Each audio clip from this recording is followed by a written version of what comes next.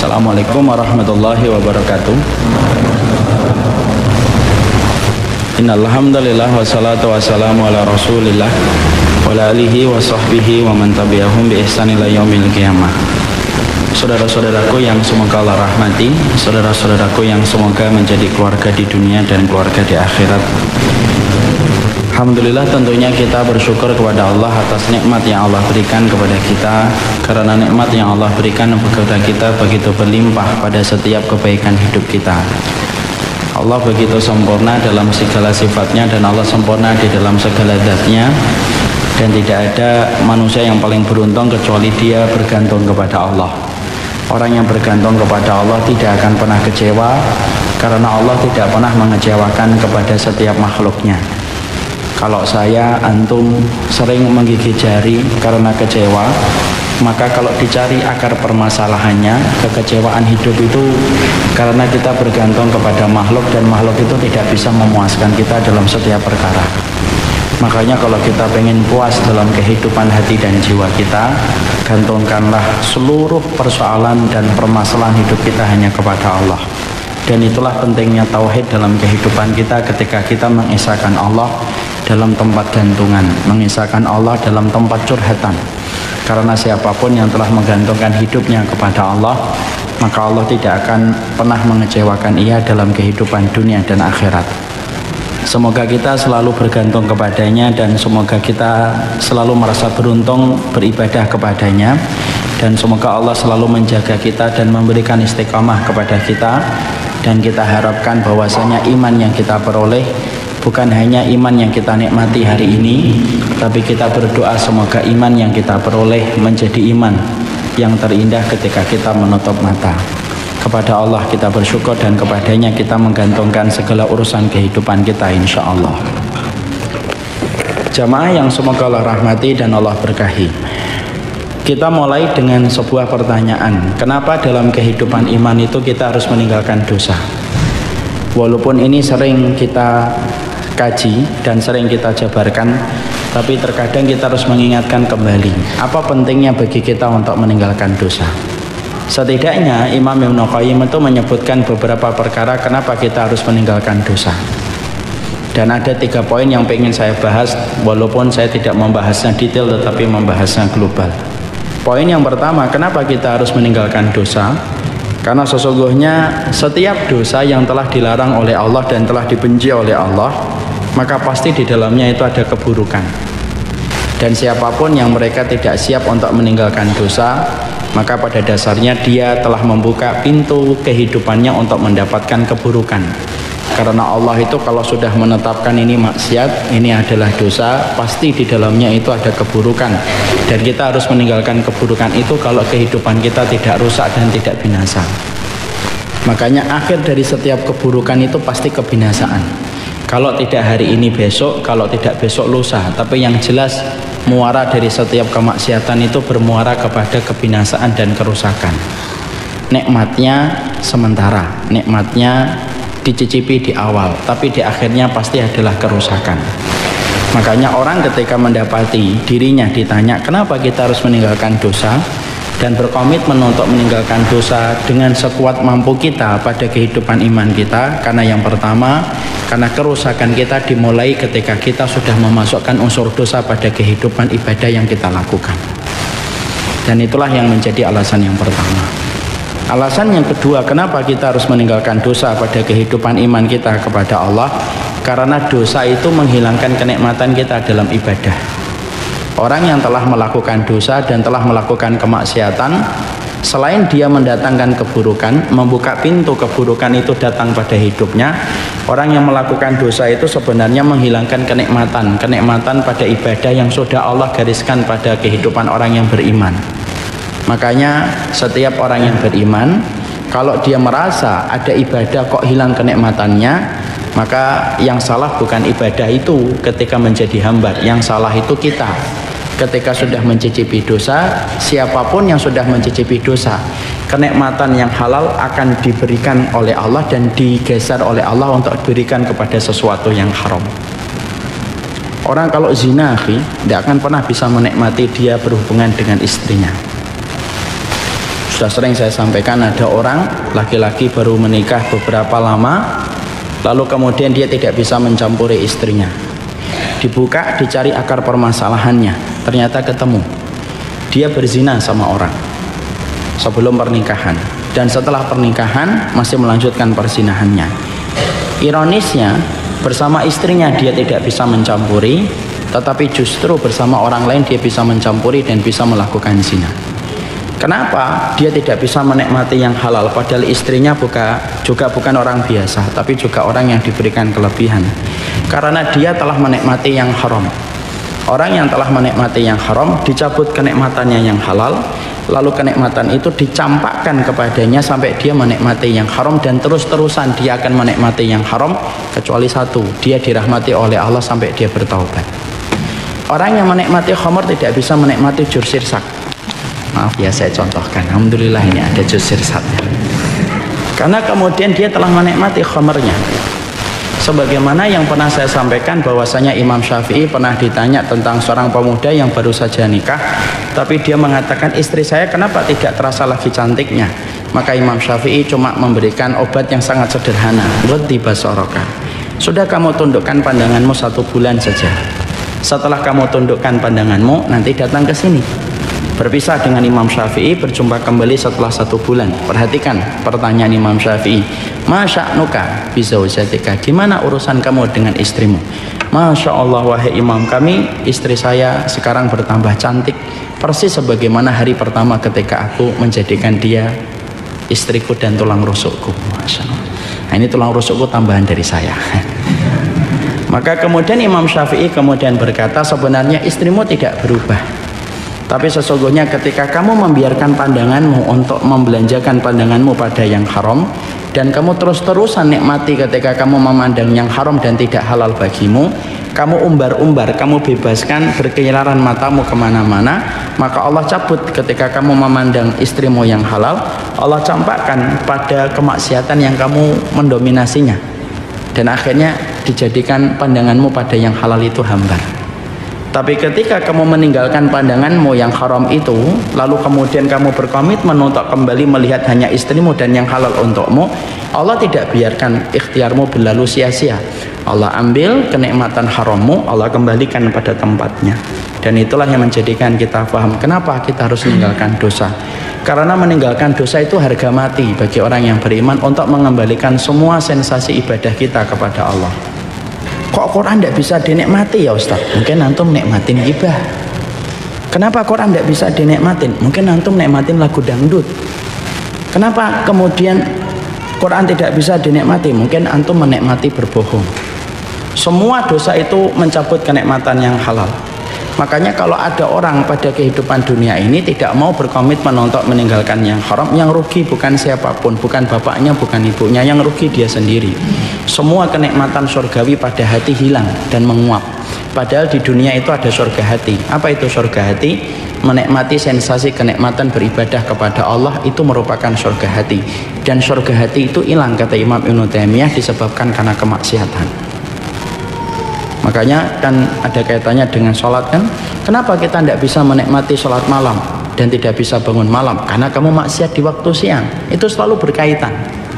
Jadi kalau ulama dulu kalau ditanya kenapa saya tidak bisa bangun untuk melaksanakan qiyamul lail, jawaban ulama dulu itu sederhana.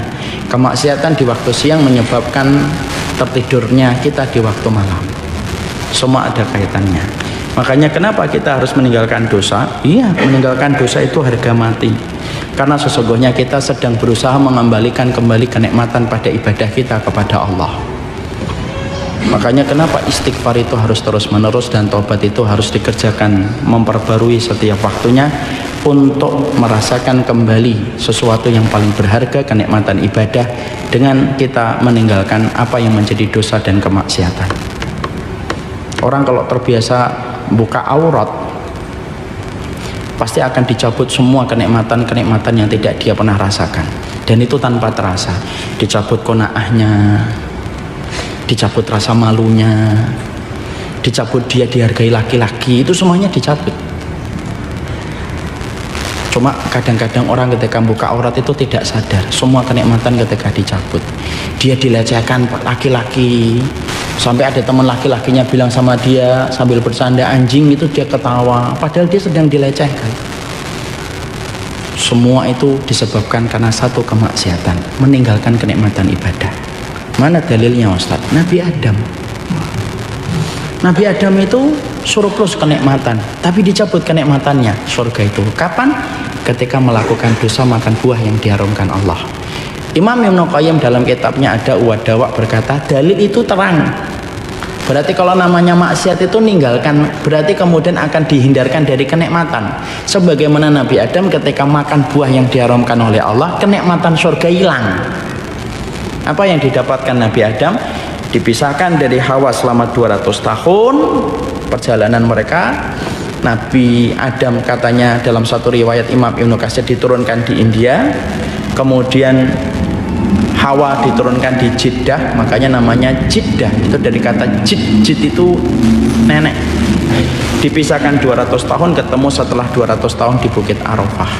Dan itu disebabkan satu dosa yang tampaknya remeh, hanya gigit satu buah yang diharamkan Allah, semua kenikmatan surga yang dirasakan sensasinya oleh Nabi Adam hilang seketika. Dan itulah dalil yang disampaikan oleh Imam Ibnu Qayyim. Maksiat itu menghilangkan kenikmatan hati dan kenikmatan hidup ibadah kepada Allah. Kok dikir tidak tenang ya? Nah, mesti ada maksiatnya.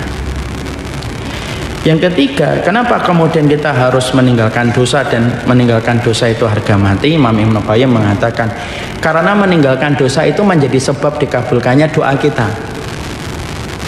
Karena kalau kemudian kita tidak meninggalkan dosa, kita minta apapun berbuih-buih kepada Allah, maka Allah tidak ada hajat untuk mengabulkan permintaan kita. Karena dosa itu menghalangi doa sebagaimana kabut ketika menghalangi sinar mentari. Makanya orang kalau sudah meninggalkan dosa, pertama kali yang Allah berikan setelah kenikmatan ibadah, Allah kabulkan permintaan-permintaan kebaikan akhirat dan dunianya. Mana dalilnya Ustaz? Dalilnya dalam riwayat Bukhari Muslim. Ketika Rasulullah menceritakan 3 pemuda yang masuk pada sebuah gua, lalu gua itu tertutup dengan batu. Masing-masing dari mereka lalu sepakat, ayo kita sebutkan yuk amal yang paling menurut kita terbaik yang bisa menjadikan kita lepas dari kesulitan ketika kita dihimpit dengan batu yang sebesar ini. Lalu kemudian mereka sepakat, ayo. Yang pertama menyebutkan apa? Yang pertama menyebutkan, saya pernah jatuh cinta kepada seorang wanita, dan tidak ada pikiran saya kepada wanita itu kecuali bagaimana saya bisa menjamah wanita itu. Ternyata tiba-tiba saya ditakdirkan wanita itu butuh materi sampai dia datang mengiba kepada diriku, dan aku akan memberikan bantuan itu dengan satu kesepakatan, saya boleh menjamahnya. Ketika wanita itu tidak punya pilihan lain kecuali menerima pilihan yang saya berikan, akhirnya ketika kami sudah di satu tempat yang sepi dan ketika tubuh saya sudah di atas tubuhnya, tiba-tiba wanita itu berkata, takutlah kamu kepada Allah. Maka saya bergetar, saya tinggalkan dia. Dan saya tidaklah meninggalkan perempuan yang sebenarnya sangat saya senangi untuk saya jamah tubuhnya, kecuali satu, ya Allah, kecuali saya takut kepada adab-Mu. Perhatikan laki-laki ini lalu berkata apa? Kalau ini engkau ridhoi ya Allah, geserkanlah batu ini supaya kami bisa keluar dari gua yang sempit ini. Allah mendengar atau tidak mendengar? Mendengar. Digeserkan batu itu walaupun tidak sampai lepas semuanya, sampai menunggu 2 orang temannya juga bercerita tentang amal. Disitulah kita paham, kalau ingin doa-doa kebaikan kita dikabulkan oleh Allah, simpel, tinggalkan dosa. Karena dosa itu yang menghalangi Allah enggan untuk mengabulkan orang-orang ketika meminta kepadanya kalau dia tidak meninggalkan dosa. Makanya kebaikan kita itu bukan hanya diukur dengan apa yang kita kerjakan dalam sunnah, tapi kebaikan hidup kita diukur bagaimana kita mampu berkomitmen untuk meninggalkan dosa dan kemaksiatan pada kehidupan kita. Makanya saya sudah pernah menyampaikan kewajiban kita kepada dosa itu 3. 1, mempelajarinya. 2, membencinya. 3, harus berkomitmen untuk meninggalkannya. Dan itulah yang menjadikan kita akhirnya paham kenapa kita mempelajari kitab dosa-dosa yang dianggap biasa, karena kita ingin supaya kita mampu meninggalkan dosa. Dan dosa itu tidak sesederhana yang sering kita pikirkan. Dosa itu bukan hanya melakukan zina, dosa itu bukan hanya membunuh, dosa itu bukan hanya minum khamr, tapi ternyata dosa itu begitu banyak.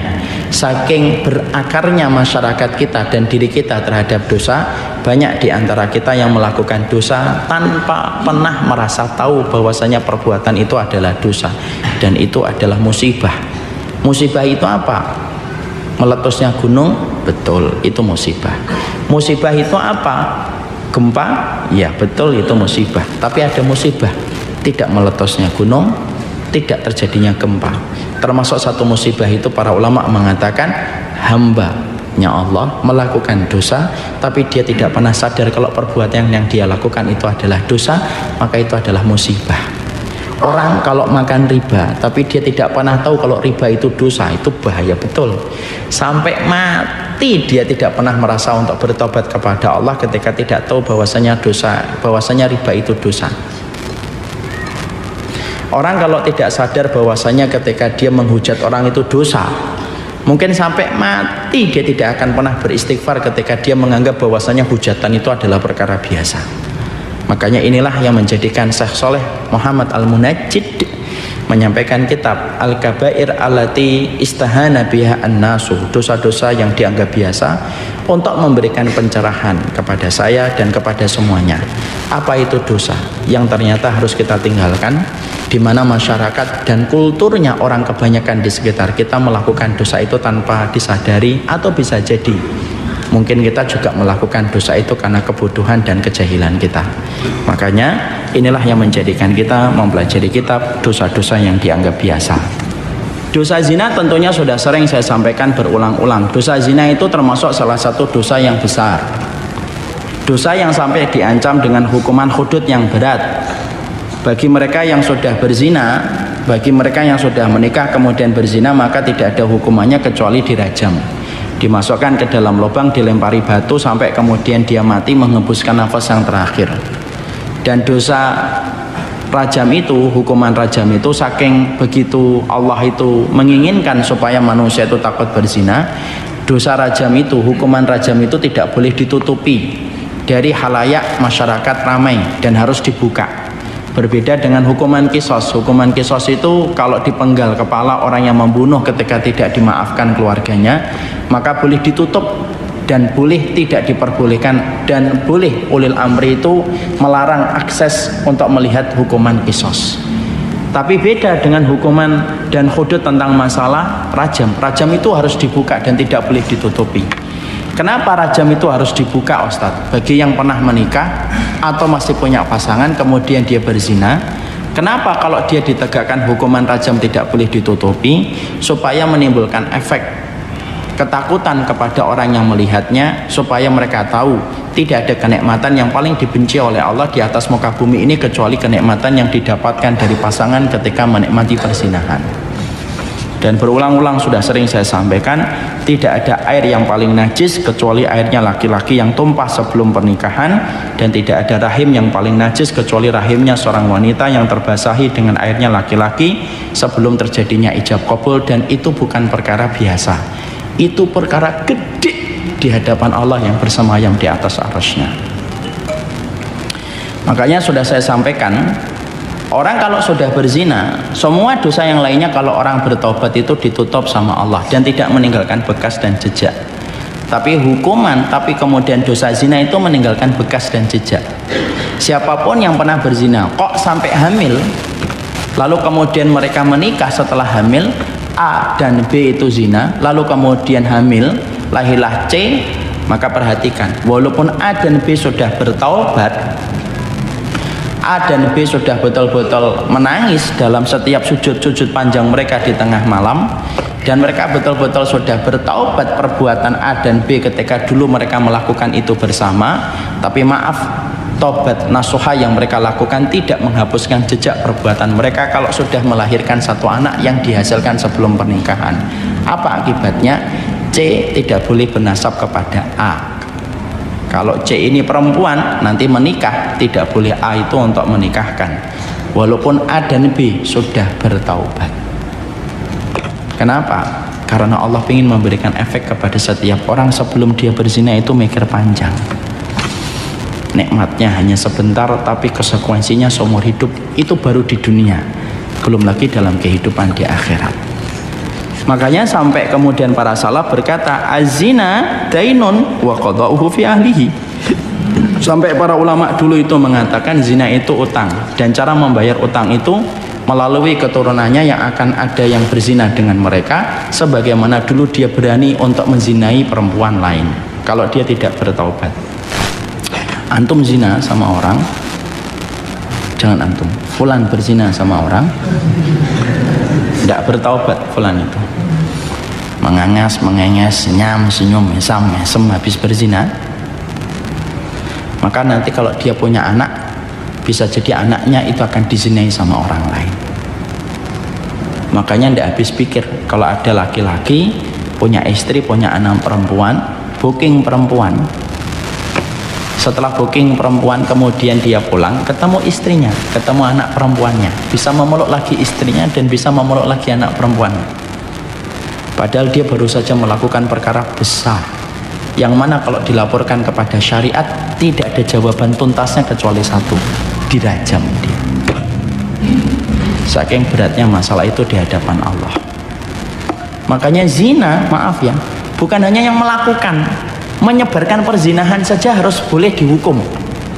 Kenapa melaporkan dan menyebarkan berita perzinahan itu boleh dihukum?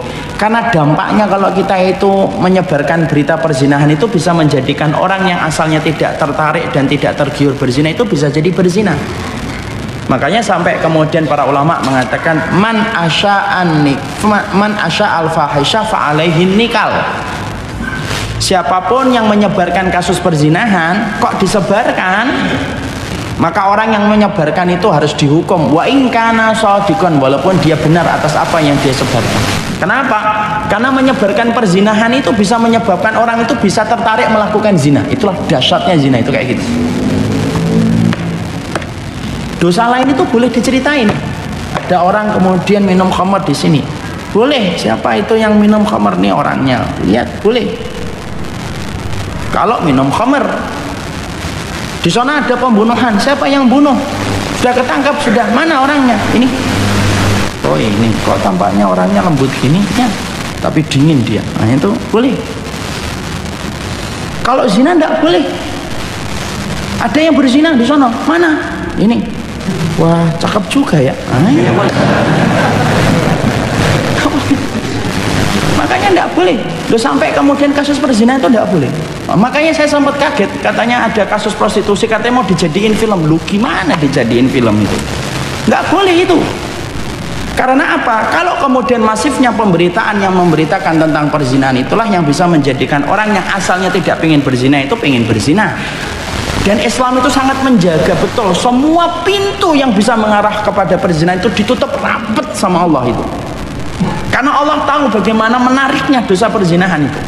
Makanya pernah ingat gak saya ketika membahas 40 karakteristik mereka yang dicintai oleh Allah, ada dua dosa yang banyak manusia tergiur untuk melakukan. Dosa yang pertama riba, dosa yang kedua itu zina. Kenapa? Zina menawarkan kenikmatan sesaat, riba menawarkan engkau mendapatkan sesuatu secara instan. Itu kata pertama. Dosa yang dua banyak orang tidak bisa kemudian menampiknya. Apa? Riba dengan zina. Kenapa riba? Karena riba menjadikan engkau mendapatkan barang secara cepat. Zina menawarkan kenikmatan sesaat.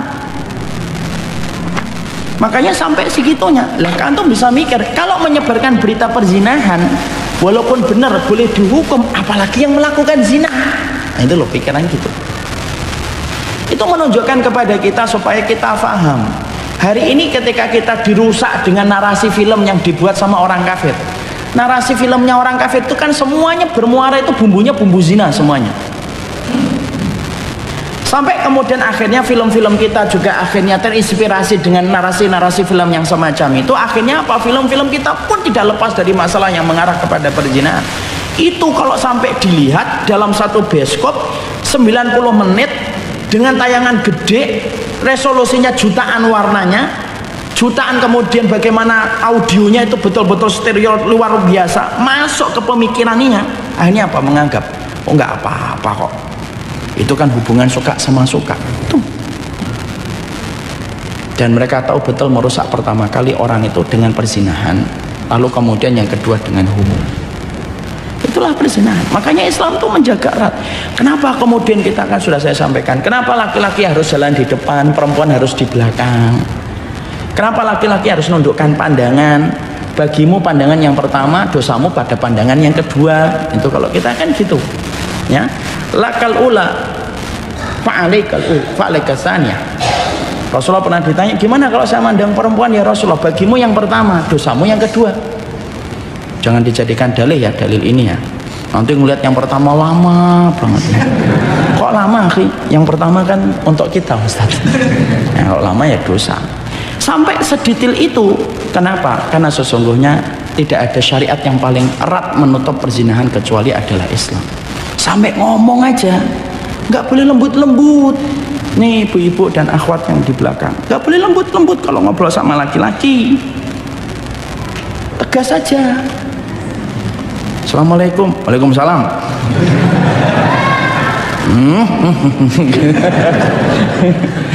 Ada apa?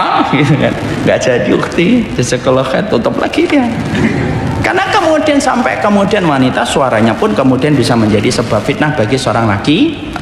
Maka itulah yang menjadikan kita paham, itulah zina. Dahsyatnya semacam itu. Makanya antum paham kan kenapa di dalam Islam itu diceritakan bidadari? Karena Islam itu tahu bahwasanya laki-laki itu terfitnah dengan wanita. Kenapa Allah ceritakan bidadari di dalam Quran? Supaya Allah itu pengen memberitahu kepada kita, tidak usah kamu ngambil wanita yang haram. Kalau kamu menjaga dirimu dari yang haram, nanti mendapatkan bidadari dalam kehidupan surga. Itulah salah satu hikmahnya kenapa ada bidadari dan tidak ada bidadara. Kenapa nggak ada bidadara Ustadz? Karena perempuan itu fitnahnya bukan laki-laki, tapi fitnahnya perempuan itu apa? Harta.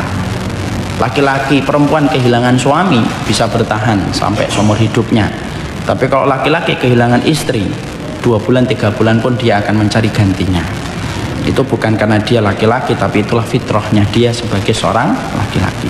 Disitulah kita paham betapa besarnya masalah perzinahan itu yang hari ini dianggap biasa. Sekarang saya ingin menyampaikan sedikit, apa sih yang menyebabkan terjadinya perzinahan? Itu penyebabnya apa? Para ulama ternyata memberikan beberapa informasi untuk kita ketahui kenapa orang itu sampai melakukan perzinahan. Sebab yang pertama, terjadinya kasus perzinahan itu, yang pertama, kalau laki-laki biasanya disebabkan ketika sang laki-laki tidak memperhatikan masalah sholat. Kalau laki-laki sudah tidak memperhatikan sholat, pertama kali yang akan Allah itu berikan kepadanya itu apa? Pasti dia akan mengikuti syahwat. Itulah yang Allah sampaikan di dalam surat Maryam. Adha'us sholata wattaba'us syahwat. Kalau kamu dapati ada satu generasi adha'us sholata, sudah meremehkan sholat, wattaba'us syahwat, pasti pertama kali setelah dia meremehkan sholat itu apa? Ngikutin syahwat. Antum perhatikan ya, setelah di kasus tidak ada orang yang melakukan zina kecuali punya masalah dalam masalah sholatnya. Kenapa? Orang kalau sudah meremehkan sholat, hukuman pertama yang Allah berikan ketika di dunia sebelum nanti memberikan hukuman sakor. Sakor itu neraka bagi orang yang tidak sholat. Hukuman pertama bagi orang yang meremehkan sholat itu apa? Wattaba'us syahwat, pasti ngikutin syahwat. Pasti ngikutin syahwat. Makanya kenapa anak kita kalau 10 tahun dia tidak puasa, nggak disuruh mukul.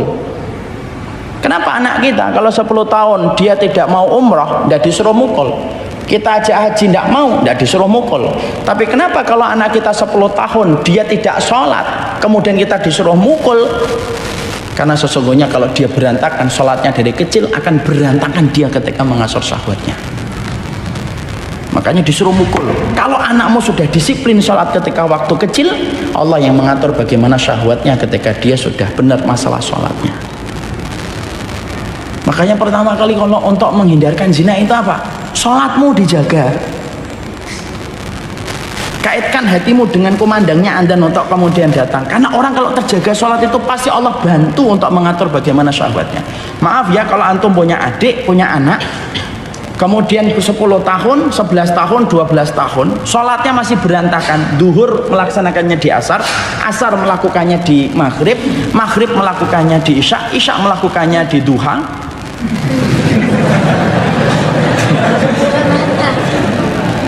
Maka dicek itu handphonenya, riwayatnya buka apa saja itu. Buka itu, kemudian browsingnya itu, riwayat browsingnya kemana saja itu. Kenapa? Karena kalau sudah tidak sholat, Allah itu mengatakan adau sholat. Orang kalau sudah ngeremehin sholat, wattabau syahwat, pasti ngeremehin, pasti akan ngikutin syahwat. Pasti akan ngikutin syahwat dan akan berzina. Orang berzina itu pasti berantakan sholatnya. Ini saya pekan-pekan ini dapetin banyak sekali yang curhat tentang perzinahan suaminya. Dan selalu saya tanya, sholatnya gimana? Suaminya, Bu, tidak sholat. Tidak sholat. Tidak sholat. Rata-rata jawabannya itu. Bahkan tadi hewan yang saya tadi ceritakan ketika tidak mencampuri istrinya, setelah kita tahu akar permasalahannya, saya tanya, sholat enggak? Nah, itu yang sholat saya itu masih berantakan, Ustaz. Jadi kalau kemudian kita ingin menyelesaikan masalah perzinahan itu, yang pertama kita harus paham, penyebab orang itu gampang berzina itu kalau sudah ngeremehin sholat. Kalau sudah ngeremehin sholat itu pasti dia akan melakukan syahwat. Makanya tidak ada film orang yang rajin sholat kemudian banyak pacaran dengan banyak perempuan, itu tidak ada. Berarti kalau ada, dibohongin sama sinetron dan sama film. Makanya kalau ada seorang suami kemudian dia berzina, kemudian pengen bertobat, maka kemudian pertama kali kalau dia pengen bertobat dari perzinahan itu ngapain? Sholatnya suruh jaga. Ada seorang suami, ada seorang istri mendapati suaminya kemudian berzina, kemudian menyatakan penyesalannya dan pengen bertobat. Katakan sama dia, saya akan terima tobatmu, Mas, dan permintaan maafmu untuk melanjutkan pernikahan kita, tapi satu, jaga dan perbaiki kualitas sholatmu. Saya tuh 2 pekan ini dapetin keluarga yang curhatnya itu masalah perzinahan suami 4 pekan ini. Dan yang menurut saya kaget itu 4-4-nya ketahuan oleh istrinya masing-masing, dan itu direkam perzinahan itu di handphone. Insyaallah ya, sudah zina sama perempuan lain, ya kok tega gitu loh ngerekam ya, dan akhirnya jatuh ke tangan istrinya, dan para istri bingung. Gimana kalau ada istri mendapati suaminya berzina? Ada 2 kondisi.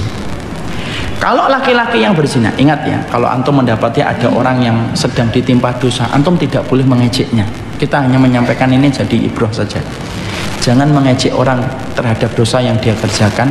Siapapun yang ngolok-ngolok manusia terhadap dosa yang dia kerjakan, maka Allah tidak akan mematikan kita sampai kita diuji dengan dosa yang sama, dan kita bisa jadi juga tidak akan selamat. Saya tidak mengolok-ngolok ini ya, tapi kita ambil pelajaran. Kalau ada wanita kemudian dia dizinai, ada seorang wanita suaminya berzina, ada 2 pilihan. Kalau laki-lakinya kemudian menyatakan komitmen untuk bertaubat, maka menunggunya supaya dia tersapa dengan hidayah dan bertaubat, maka itu baik. Dan ada kemuliaan bagi seorang istri yang mendapati suaminya bertobat meninggalkan dosa, dan dia tetap setia menunggu suaminya walaupun dia boleh meminta pisah. Pisah dalam kondisi yang semacam ini adalah pisah yang diperbolehkan oleh syariat. Yang kedua, kalau kita mendapati ada seorang istri kok kemudian suaminya berzina, tetapi kemudian suaminya ketika berzina tidak pernah merasa dosa dengan perbuatan zina itu, maka wajib berpisah. Kenapa? Karena seorang laki-laki pezina tidak boleh mendapatkan wanita yang beriman dan menjaga dirinya dari perzinahan.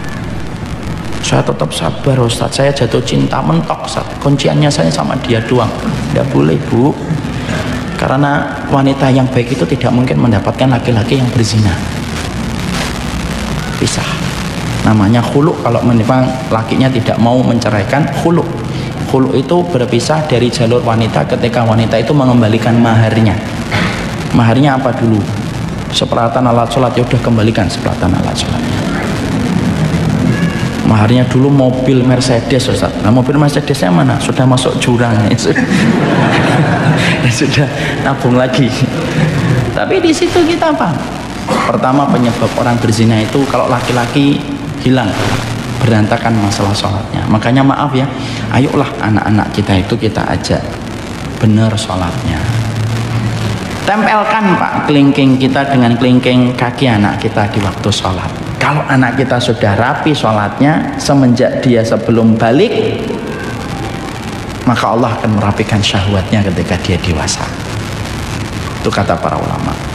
Dari sisi perempuan, ini masih poin yang pertama. Dari sisi perempuan, kenapa kemudian ada orang yang berzina? Perempuan itu ketika berzina itu adalah, kalau yang laki-laki disebabkan karena berantakan sholatnya, kalau perempuan itu disebabkan karena perempuan itu hilang rasa malunya. Kalau perempuan itu masih memiliki sifat malu, maka dia tidak akan mampu membiarkan dirinya dizinai. Karena apa? Semua perbuatan zina itu tetap berpulangnya itu kepada keputusan seorang wanita, menerima atau tidak menerima. Kapan seorang wanita kemudian akhirnya dia berzina?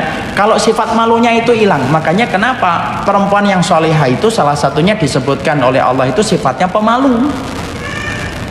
Sebagaimana putrinya Syuaib ketika mendapati Nabi Musa, dia jalannya itu malu-malu. Kenapa Allah sebutkan wanita itu pemalu kalau dia solehah? Karena malunya seorang wanita itu merupakan ciri khasnya seorang wanita solehah. Jadi para ikhwan nih, nanti kalau cari istri wanita yang pemalu. Nanti nanya, kenapa yang lain minta tanda tangan sama saya, kamu tidak minta tanda tangan sama saya?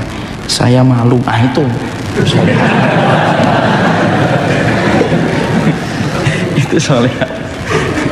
Karena kemudian disebut wanita solehah itu pemalu. Karena apa? Kalau sifat malunya sudah hilang, nah itulah, disitulah akhirnya wanita yang akan menentukan proses perzinahan terus berlanjut. Sekali lagi Pak, sekali lagi Bu, perzinahan itu tetap yang bisa mengatakan iya dan tidak, tetap posisi wanitanya yang menentukan. Wanita yang ngomong enggak akan terjadi. Kalaupun terjadi maka perkosaan, wanitanya enggak dosa. Dan wanita itulah yang kemudian kenapa dalam Islam itu harus dididik rasa malu. Beda dengan pendidikan orang kafir. Kalau pendidikan orang kafir itu bagaimana menjadikan wanita itu tidak memiliki malu. Makanya dibuat kontes kecantikan, dibuat Miss World, Miss Universe, Miss yang lainnya. Itu kemudian cuma satu, yaitu adalah bagaimana mengambil sifat malu yang ada pada kehidupan wanita, diambil. Kalau sudah diambil, kerusakan wanita itu dimulai ketika mereka sudah rusak wanitanya. Padahal sudah sering saya sampaikan berkali-kali ya, peradaban dan kemenangan itu dimulai ketika wanitanya itu benar. Karena apa? Karena rahim yang taat akan melahirkan janin yang taat, dan pahlawan Islam itu tidak pernah jauh dari rahim yang taat kepada Allah. Kenapa orang kafir itu selalu membidik serangan mereka itu kepada kaum wanita muslimah dulu? Karena mereka tahu kalau wanita muslimahnya sudah bengkong, yang dilahirkan pun bengkong. Makanya kalau para wanita Islam itu tahu bagaimana kekuatan yang dimiliki oleh mereka itu, maka mereka pasti itu akan menjadikan seluruh kekuatan mereka untuk Islam. Maaf ya Pak dan Ibu, perempuan itu baru punya anak banyak aja ditakutin musuh. Kalau nggak percaya, tanya sama wanita Palestina yang rata-rata itu ditakuti sama Zionis Israel. Saya tuh dulu waktu di pondok sering bertanya, kenapa ya Rasulullah itu mengatakan dalam satu hadis wanita penduduk surga itu yang banyak anaknya? Kenapa ya Rasulullah itu sempat mengatakan fa ini mukatsirum bikumul umam yaumal qiyamah? Saya itu berbangga-bangga dengan umat yang banyak. Saya baru dapati jawaban yang paling realistis dan logis menurut saya masuk. Saya tetap mengimaninya pertama kali walaupun saat itu belum ketemu. Tapi akhirnya ketemu jawabannya ketika membaca tentang masalah Palestina dan negara Zionis Israel.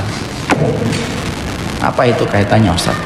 Zionis Israel itu frustasi menghadapi Palestina itu bukan hanya karena frustasi menghadapi Hamas, tapi Zionis Israel itu frustasi menghadapi bangsa Israel itu salah satunya karena dia frustasi menghadapi demografi masyarakat Palestina yang sangat tinggi. Kelahiran anak di Palestina itu tinggi, hampir sama dengan Cina, hampir sama dengan India. Cuma tidak diberitakan aja karena Palestina negara yang tidak diakui. Rahimnya wanita Palestina itu subur dan membuat frustasi itu masyarakat Israel itu. Mereka bunuh 3 satu rumah, lahir 6. Bom sono 7 mati, lahir 12. Sampai kan kita pernah mendapati kan ada seorang wanita Palestina punya bayi kembar 3. Bingung kita, bayi kembar 3 dalam satu perut. Makanya disitulah saya baru paham, oh pantas Nabi itu bangga dengan umatnya yang banyak. Kenapa? Umat yang banyak yang dilahirkan wanita-wanita yang memiliki putra-putra yang banyak itu semuanya nanti bermanfaat untuk memikul beban agama ini supaya lebih ringan ketika dipikul sama orang yang beriman itu banyak. Masya Allah ya, perempuan baru ngelahirin doang ditakutin, padahal cuma ngelahirin, punya banyak anak itu ditakutin. Makanya kemudian dijadikan kita itu nggak boleh sudah anaknya suatu aja, 2 aja kan gitu. Sampai dijadikan orang itu hari ini itu kalau ada wanita punya banyak anak itu malu. Kan berhasil itu programnya itu. Makanya perempuan sekarang kalau punya banyak anak kan rata-rata malu. Anaknya berapa Mbak? 12. Berapa Mbak? 12. Lu malu dia. Padahal salah satu sifat wanita surga itu apa? Salah satu sifat wanita surga itu punya banyak anak. Kecuali yang ditakdirkan tidak punya. Saya tidak punya Ustaz. Itu berarti Allah memberikan pintu keridhaan takdir. Pintu surga itu banyak, bukan hanya satu. Kalau ditutup satu pintu berarti Allah membukakan pintu yang lainnya. Itulah wanita. Makanya kemudian akhirnya barat itu apa? Cabut itu sifat malu. Makanya kalau wanita kita punya sifat malu, insya Allah perzinahan itu kemudian akhirnya bisa diminimalisir, walaupun tidak bisa dihilangkan. Karena wanita yang malu dia tidak mudah untuk diraih. Wanita yang malu itu sebagaimana ketika kita mendapati rembulan, mendapati matahari, kan sering yang ngomong kan, jadilah wanita itu kayak matahari, jangan menjadi wanita kayak rembulan. Kalau wanita itu kayak rembulan, gampang dinikmati, dilihat. Coba kalau wanita sebagaimana matahari, matahari kan susah dilihat. Setiap kita ngelihat, kenceng banget sinarnya. Lu wanita itu harusnya kayak matahari. Berarti saya harus punya neon banyak? Enggak gitu, artinya susah dilihat gitu loh. Makanya kemudian sifat malu itulah yang kemudian harus dimiliki wanita. Ukti, kenapa kok nggak jawab WA-nya saya? Saya malu. Nanti ikhwannya jawab lagi. Loh kalau malu kenapa dijawab? Itu jadi makanya nggak boleh malu. Malu dia. Dan justru itu yang makanya kemudian penyebab yang pertama, laki-lakinya kemudian dia itu berantakan sholatnya, perempuan hilang sifat malunya, itulah perzinahan terjadi. Sekali lagi saya mengatakan, perzinahan itu tetap yang memegang kendali perempuannya. Kalau perempuannya mengatakan dia, selesai. Kecuali lakinya bejat, kemudian mungkin akan memperkosa, waliyadzubillah, naudzubillah min dzalik. Kalaupun diperkosa, dia yang akan babak belur. Sekali semuanya kembalinya kepada perempuan. Walaupun kalau nanti terjadinya zina kemudian tidak boleh disalahkan perempuan. Kenapa dia berzina? Kenapa kamu berzina Pak? Karena dia mau Pak. Nah, nggak boleh, tetap dosanya sama dua-duanya, laki-laki dan perempuan. Makanya disebutkan kata zina itu penzina perempuan dulu, wazaniyatu. Kenapa disebutkan pezina perempuan dulu? Karena dialah yang harusnya bisa menahan supaya perzinahan tidak perlu terjadi. Kapan? Kalau dia punya sifat malu. Makanya didiklah anak kita yang perempuan itu malu. Jadi kalau anak kita kecil malu, antum harusnya bangga sebagai orang tua. Ini kalau saya kadang-kadang ngetes tuh anak saya yang perempuan, es krim gitu. Es krim itu kalau di perumahan kan dia pakai sepeda motor kan, cepet dia. Saya bilang, panggil es krim nak. Cepet-cepetan dia nyari jilbab gitu. Terus saya bilang, nanti kelamaan, ketinggalan nanti motornya sudah jauh. Dia tidak bisa, lebih malu kalau nggak pakai jilbab. Itu mahal itu kalau sudah anak kita bisa ngomong kayak gitu. Dan biarkan itu ada sampai dia dewasa. Kenapa? Kalau antum punya anak perempuan 1, 2 sudah punya sifat malu, dan sifat malu itu menjadikan dia menjaga dirinya sampai pernikahan, itu sutrohnya antum dari api neraka. Karena Rasulullah bersabda, siapapun yang punya anak 2, anak 3, lalu anak perempuannya terjaga kesolihannya sampai dia menikah, maka itulah yang akan menghalangi orang tuanya dari api neraka. Makanya kalau anak kita pemalu jangan dimarahin, malah kemudian kadang-kadang diajarin untuk tidak malu. Dari kecil sudah dipakein tank top, dipakein rok mini, Betul kata Rasulullah, anak itu semuanya fitrah, orang tuanya saja yang menjadikan fitrah itu hilang. Dan salah satu makna fitrah itu apa? Istihya, sifat malunya itu ada. Itu yang pertama. Yang kedua, kenapa perzinahan itu banyak? Yang kedua, perzinahan itu banyak, para ulama itu mengatakan perzinahan itu banyak merebak di mana-mana disebabkan kontrol keluarga itu hilang. Dan kontrol keluarga itu hilang disebabkan setiap laki-laki ketika menjadi ayah dan menjadi imam itu menjadi dayus. Apa itu dayus? Dayus itu dikatakan oleh Rasulullah alladzi yuqirul khabitha fi ahlihi, yang menjadikan keburukan dan membiarkan keburukan terjadi pada keluarganya. Itu perzinahan, pintu perzinahan yang kedua. Kalau ada keluarga sudah tidak terintegrasi dengan benar dan tidak terkonsolidasi dengan benar antara bapak, istri, anak, dan akhirnya bapaknya menjadi dayus, sering membiarkan keburukan terjadi, pintu yang akhirnya menjadikan perzinahan itu adalah ketika longgarnya seorang ayah ketika dia menjadi penjaga untuk rumahnya. Makanya yang unik adalah, coba dibaca data di beberapa surat kabar elektronik itu, orang berzina itu rata-rata malah di rumahnya sendiri. Kenapa? Ketika orang tuanya pergi, mereka berzina. Ngeri ya? Zina di rumah sendiri itu kayak apa? Imam Syafi'i berkata, kalau ada tikus masuk ke dalam satu rumah yang berzina, orang yang berzina tidak taubat, tikusnya masuk ke rumah yang sama, atapnya sama, tikus yang ada di dalam lubang rumah itu pun akan mendapatkan laknat ketika yang berzina tidak bertaubat. Loh, sampai tikusnya aja kena laknat, apalagi sampai keluarganya. Kalau ada perempuan, laki-laki habis berzina atas nama Valentine, atas nama Happy New Year, atas nama kemudian Happy ulang tahun, kemudian dia melanjut, ya, bener kan happy ulang tahun, happy anniversary, yes, something like that lah. Kemudian dia berzina, lalu kemudian dia merasa bahagia karena dia merasa diberikan kasih sayang sama laki-laki yang dia senangi. Laki-lakinya juga senang ketika dia melampiaskan syahwatnya karena merasa perempuan itu senang sama dia. Pulang ke rumahnya senyum-senyum dan tidak ada perasaan berdosa ketika dia telah melakukan perbuatan yang disaksikan Allah. Dan Allah paling benci kenikmatan yang didapatkan dari perzinahan. Laknat itu turun pada keluarga itu.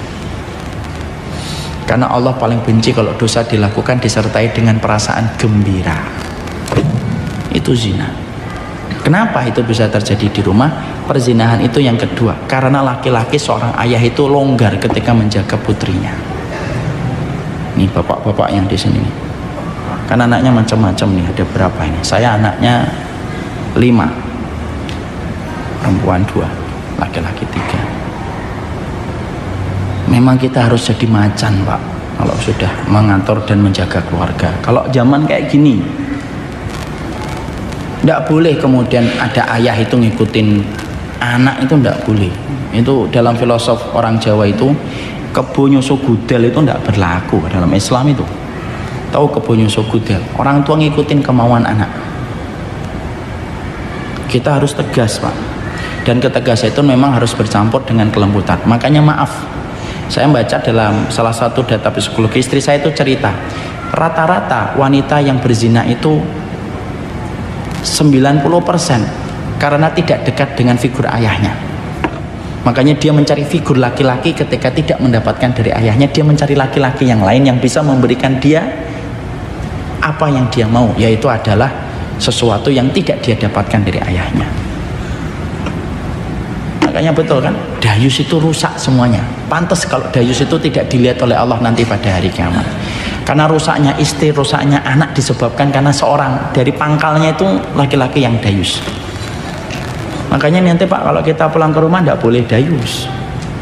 Anak kita diajak sama laki-laki walaupun hanya untuk belajar, tidak boleh kita. Mau kemana nak? Mau belajar kelompok. Sama siapa? Teman saya. Berapa temannya? 5. Lakinya berapa? 4, Pak. Yang perempuan saya sendiri. Ya sudah nak, baik-baik di jalan. Nah ini orang tua macam apa ini kayak gini? Nggak boleh lah. Nggak boleh, haram. Ya tentunya mengatakan haram harus disesuaikan dengan konteks bahasa anak kita sekarang. Anak kita kalau sekarang mendengarkan kata haram susah, ya dirubah Pak dengan kata-kata yang bisa dipahami mereka. Makanya kita senang kalau ada dai itu yang bisa memahami bahasa anak muda. Walaupun terkadang mungkin satu dua yang bapak itu tidak setuju, tapi setidaknya dia sudah berusaha untuk merangkul anak muda itu. Dan kita bersyukur itu. Karena dakwah itu memang harus bagi-bagi tugas. Ada yang dakwahnya untuk anak muda, ada yang dakwahnya untuk orang tua, memang gitu. Dan tidak bisa disamakan lah. Contohnya Ustaz Hanan, Masya Allah itu beliau sama anak-anak muda. Kalaupun ada kesalahan, siapa yang tidak salah Pak? Saya juga salah kok. Kalau mau dicari kesalahannya mah banyak. Tapi anak muda itu memang harus ada yang merangkulnya. Kalau tidak dirangkul, dirangkul sama liberal Pak. Kalau tidak dirangkul, dirangkul sama sekulerisme. Dan memang bagi-bagi tugas dakwah itu kayak gitu. Kalau saya kayak Ustadz Hanan mungkin tidak cocok Pak. Saya pakai kuplo gitu. Dikiranya anak STM saya. Ini mau kemana Pak? Mau ke depan Pak? Ngapain ke depan tuh untuk Ustadz? Ini saya Ustadz. Kalau Ustadz Hanan cocok. Kalau Ustadz Hanan niru saya juga nggak cocok. Dikiranya ini siapa? Itu sudah bagi-bagi tugas. Nanti kalaupun ada yang salah diingetin baik-baik. Saya salah diingetin beliau. Dan sebaliknya. Kembali ke tadi, maka dayus itu yang menyebabkan perzinahan. Maka laki-laki tidak boleh harus jadi macan. Maka pernah saya sampaikan kan di sini ada laki-laki di Bekasi itu diprotes sama anaknya, dan protesan itu membuat beliau curhat sama saya. Ustaz, anak saya itu curhat sama saya beberapa hari yang lalu. Apa Pak curhatnya? Beliau bilang, Bapak ini terlalu galak, makanya kemudian ini saya belum dapetin jodoh. Yang disalahin bapaknya. Emang saya salah Ustadz saya galak? Kalau saya nggak galak terus gimana Ustadz? Saya pengen jadi macan. Kalau saya nggak jadi macan, ya anak saya digondol satu-satu. Benar bapak itu ngomong. Lu benar Pak, saya malah justru dapat belajar dari beliau. Betul Pak, bapak itu. Masalah dia belum dapat jodoh itu bukan karena bapak yang tegas, karena memang belum waktunya. Siapa yang bisa memberikan waktunya yang tepat untuk anak kita? Allah. Dan kalau anak kita belum dapat jodoh itu kok lama, itu berarti bahwasanya jodohnya nanti bukan kerikil di pinggir jalan, tapi mutiara di dasar lautan. Minum dulu sesaat. Ini kabar gembira yang sering ditolak-ditolaknya. Di sini sujud syukur Rafi kata-kata ini. Jadi ini status. Masya Allah. Itu yang kedua. Jadi kalau anak kita diajak sama laki-laki itu harus haram. Mau kemana nak? Diajak Pak. Kemana Pak? Saya ajak anaknya kemana? Ke depan Pak. Nggak boleh. Nanti sebelum jam 9 saya balikin Pak. Lu emang kamu kira sebelum jam 9 setan tidur gitu? Nggak boleh. Kalau kamu pengen ngajak anak saya, simple. Apa Pak? Nikahin. Ya saya belum bermaksud kayak gitu. Ya sudah, pergi. Gitu Pak. Ya saya nanti akan gitu. Nanti kalau ada yang deketin anak saya, jangan harapkan saya senyum kayak di majelis ilmu. Saya senyum cuma di sini doang. Kalau antum ke rumah saya akan tanya secara tegas. Makanya itulah yang kita harus pahami. Makanya laki-laki kalau tidak dayus, yang mencarikan suami itu seorang bapak Pak. Mana dalilnya Ustaz bahwasanya mencarikan jodoh itu adalah bapak? Lu lihat Umar bin Khattab ketika Hafsah itu pengen nyari jodoh. Yang nyari itu Hafsah atau Umar bin Khattab? Umar bin Khattab. Ditawarkan ke siapa? Ditawarkan ke Utsman. Utsman menolak karena sudah tahu bahwasanya Rasulullah akan melamar. Ditawarkan ke Abu Bakar. Ditawarin. Dan boleh kita nawarin. Mau nggak sama anak saya? Bolehlah. Mutiara itu boleh ditawarkan kepada mutiara yang sejenis. Dan itu orang tuanya, karena orang tua nanti akan cerita itu apa adanya. Pengen tahu apa tentang anak saya, kelebihan dan kekurangan. Kelebihannya dia itu Masya Allah nak. Pertama dia anak saya, itulah kelebihan dia.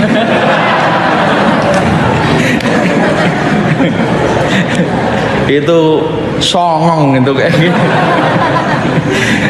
Kelebihan dia begini. Kekurangannya apa? Bapaknya akan cerita utuh Pak. Kalau memang tidak mau pakai biodata boleh atau tidak boleh? Bolehlah, namanya juga fasilitas itu boleh pakai biodata. Nanti kemudian akan tulus Pak. Beda dengan pacaran kan. Pacaran itu selalu menyembunyikan apa yang buruk kan. Bau mulut pergi dulu dia, beli kemudian permen yang wangi. Pengen kentut pergi dulu gitu, pura-pura ke belakang. Mau kemana mas? Mau ke belakang, padahal cuma kentut doang. Karena memang rentan orang yang pacaran semacam itu. Makanya diselesaikan itu dengan karakternya laki-laki ketika qawam. Apa itu qawam? Qawam itu membimbing. Dan salah satu makna qawam itu apa? Dia ngarahin betul putrinya supaya putrinya terjaga sampai dalam pernikahan itu. Itu mahal Pak harganya Pak di dalam Islam itu. Kenapa kita harus ribut memikirkan tentang anak perempuan kita? Loh itu sutrahnya bapak dan sutrahnya saya dari api neraka. Kalau kita tidak mau membicarakan itu gimana? Kalau itu bukan sutrah kita dari api neraka, lah mungkin kita ngeremehin. Itu sutrah Pak. Anak perempuan kita ini sutrah kita dari api neraka. Coba sutrah, tahu sutrah? Batasan antara kita dengan neraka terjaga itu. Nanti kita nggak dapetin panasnya Pak api neraka itu disebabkan anak kita solihah sampai nikah Pak. Nggak main-main itu. Makanya orang kalau sampai zinain anak perempuan itu merusak sutrah bapaknya. Itu bapaknya kalau suruh bunuh bisa boleh bunuh itu anak itu orang yang sampai dizinain itu. Demi Allah itu. Demi Allah itu kalau ada seorang ayah itu tahu betul bahwasanya anak putrinya itu sutrah dirinya dari api neraka, kok dizinai orang? Kalau misalkan Islam boleh membunuh, pasti dibunuh itu kalau dia tahu iman. Lagi-lagi itu. Karena mahal harganya, Pak. Oh, sutrah kok dirusak. Loh, bunga kita dirusak aja marah-marah kok. Bapak punya taman, beli kembang, harganya 200.000, dirusak sama orang, marah. Loh kok bisa? Ada seorang ayah, kembangnya dirusak 200.000 marah, perempuannya, anak perempuannya dizinai orang, enggak marah. Berarti kembang 200.000 lebih mahal daripada putrinya. Benar Pak. Makanya ini pegangan nih untuk saya, untuk semuanya ini. Sebelum zinain orang itu mikir gitu loh. Kita berarti ngerusak sutrahnya seorang keluarga, ngerusak sutrahnya seorang laki-laki yang menjadi ayahnya, ngerusak sutrah yang menjadi ibunya. Sutrah itu batasan dengan api neraka. Dan itu yang kita harus pahami. Makanya dayus itu betul-betul harus dijaga. Kalau ingin mencarikan jodoh untuk anaknya itu, kalau anaknya tidak cocok, tidak boleh dipaksa. Carikan lagi, tidak cocok lagi, carikan lagi. Dan tidak boleh kemudian langsung putus asa bapaknya. Susah nyariin kamu itu, nggak usah gitu. Ya namanya nyari jodoh seumur hidup, yang namanya susah-susah sebentar ya wajar Pak. Ustadz, nanti kalau saya mencarikan jodoh untuk putri saya masih mempertimbangkan fisik setelah agama, boleh atau tidak? Boleh. Tapi tidak boleh menjadi kriteria pertama kalau kita menikah. Kriteria agama yang pertama, kriteria fisik yang kedua. Mana dalilnya Ustadz? Rasulullah itu bersabda, "Ungdur, kalau kalian mau nikah itu lihat dulu. Karena dengan melihat itu akan menjadikan nanti kalian akan langgeng dalam pernikahan." Berarti melihat fisik itu boleh menjadikan fisik itu menjadi salah satu kriteria untuk menjadikan dia pasangan hidup kita, boleh setelah kriteria agama. Jadi kalau anak kita ditanya, gimana kriteriamu nak? Yang penting solihah Pak, cantik tidak apa-apa. Nah itu boleh ya, Mas.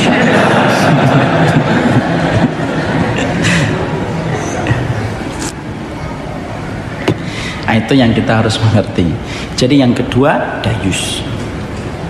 Ustadz, kalau ta'aruf itu bagaimana? Ta'aruf itu boleh antum wakilkan ke pihak ketiga. Antum senang sama teman kantor antum, nah, supaya tidak terjadi apa-apa, ngomong sama ustadz atau ngomong sama orang, Ustadz saya senang sama teman kantor saya, boleh nggak Ustadz menjadikan wasilah saya dengan teman saya? Boleh, nggak apa-apa saya.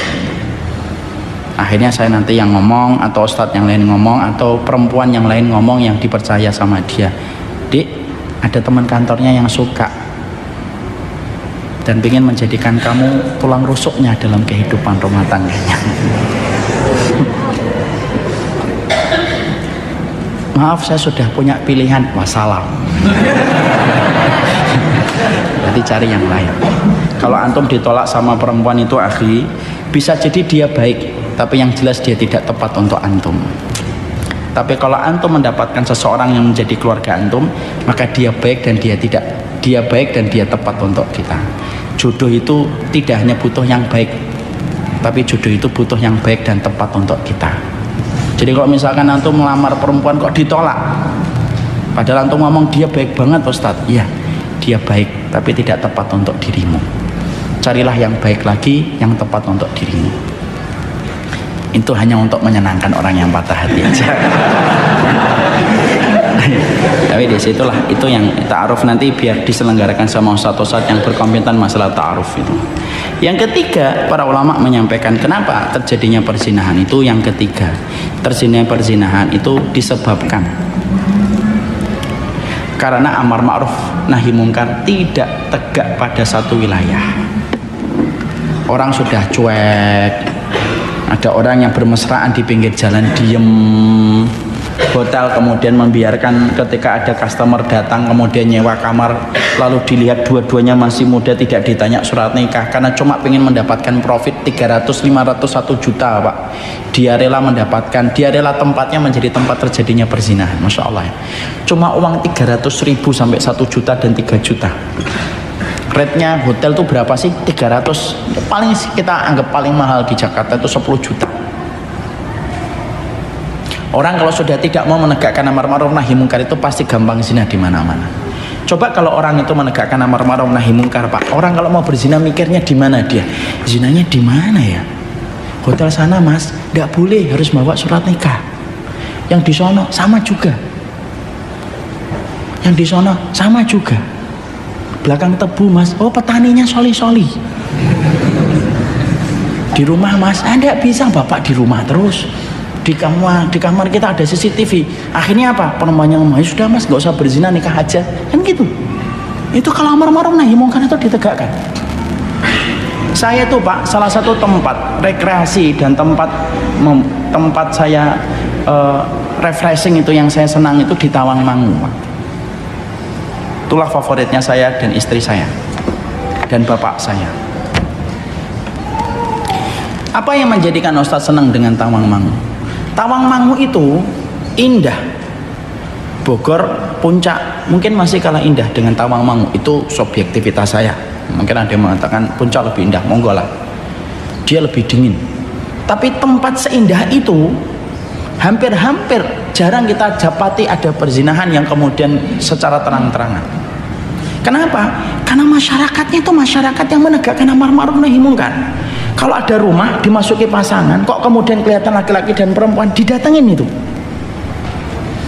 Bahkan di Tawangmangu itu sampai mendapatkan ibu-ibu petani itu, mereka itu ibu-ibu itu pakai cadar nanam padi, pakai pakaian hitam-hitam, siang bolong, bukan siang bolong itu, siang kotak-kotak, saking panasnya. Itu nanam padi itu sampai kemudian pakai cadar. Saya tuh kalau ngajar di sana, karena saya punya komunitas di sana bersama dengan ini, itu kalau saya di sana yang ngaji sama saya itu petani yang siangnya itu yang nanam padi gitu, ngaji bawa tulisan coret-coret gitu. Ibu-ibu tua, ibu-ibu kampung yang sederhana, polos, ngaji. Nanti ketika kita ngelihat duha sebentar, bapak dan ibu akan dapatnya mereka itu di sawah-sawah. Akhirnya tempat itu walaupun mungkin ada perzinahan sembunyi-sembunyi, tapi setidaknya tidak secara masif dilakukan. Dan orang itu harus sembunyi-sembunyi kalau ada di situ. Kenapa? Amar ma'ruf nahi mungkarnya tegak. Kalau satu wilayah sudah menegakkan amar ma'ruf nahi mungkar, yang pusing itu pelaku kemaksiatan. Orang berzina nanti bingung. Makanya betul kata para ulama, zina itu kalau amar ma'ruf nahi mungkar ditegakkan, orang berzina itu bingung memikirkan tempat. Di mana ya tempatnya ini? Bingung dia. Di atas pohon tidak bisa, pusing dia, akhirnya kemudian nggak jadi, bisa jadi.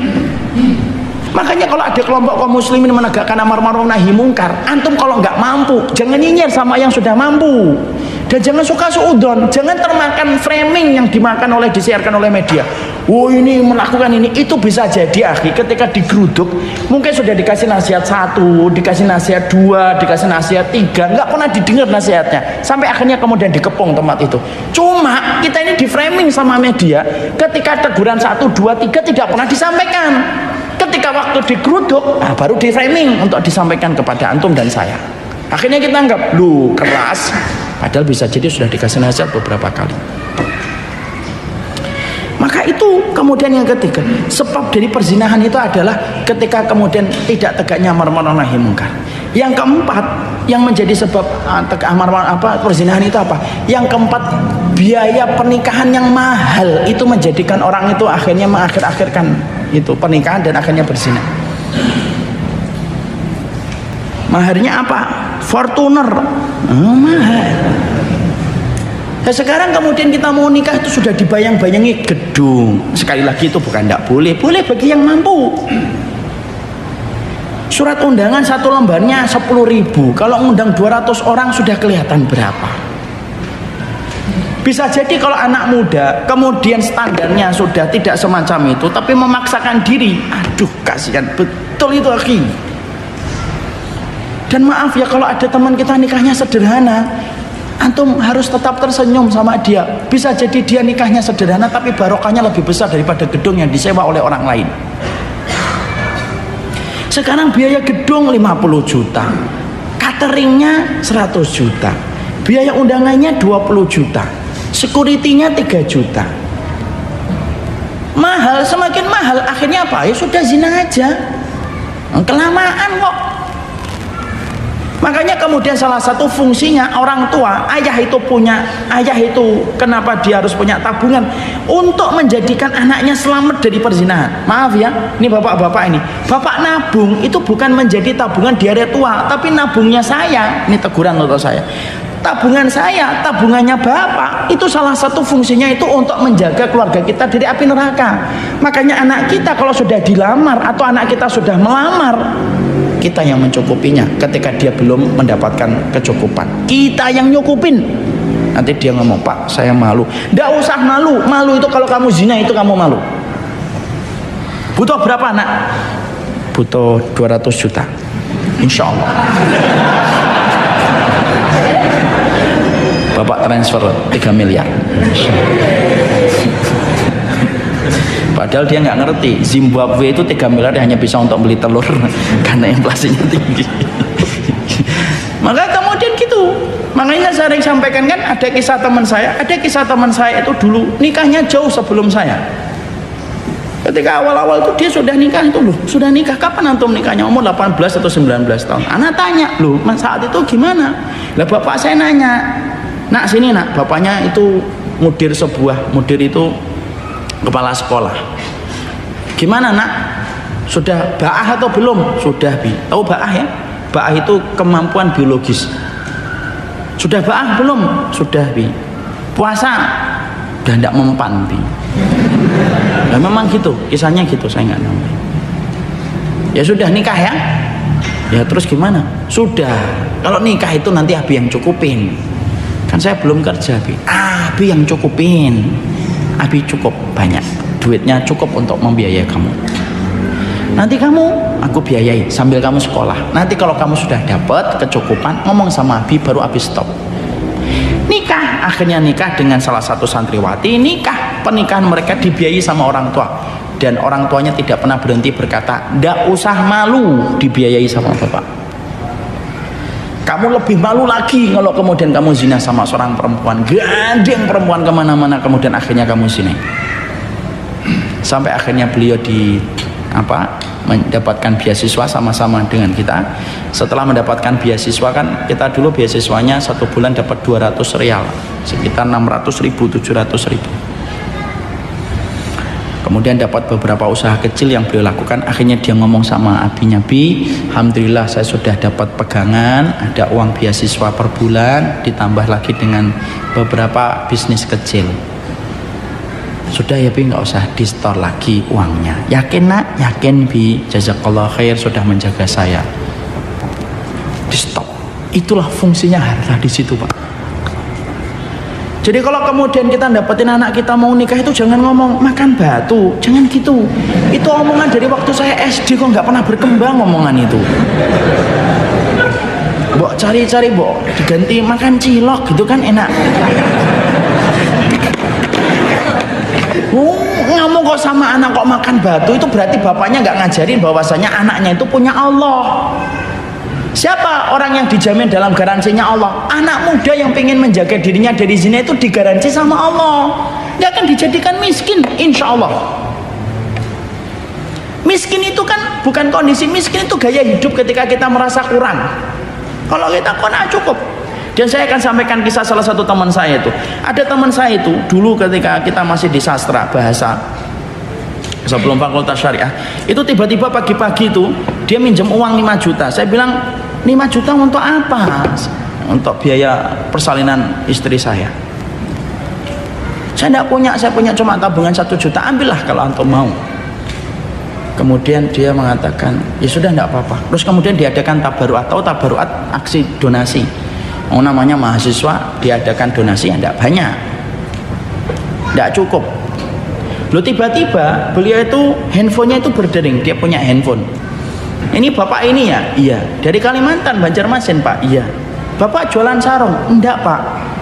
Bapak jualan sarung? Enggak pak. Bapak katanya jualan sarung? Enggak pak. Saya tuh di sampingnya itu denger, ini ngapain sih bapak jualan? Enggak gitu.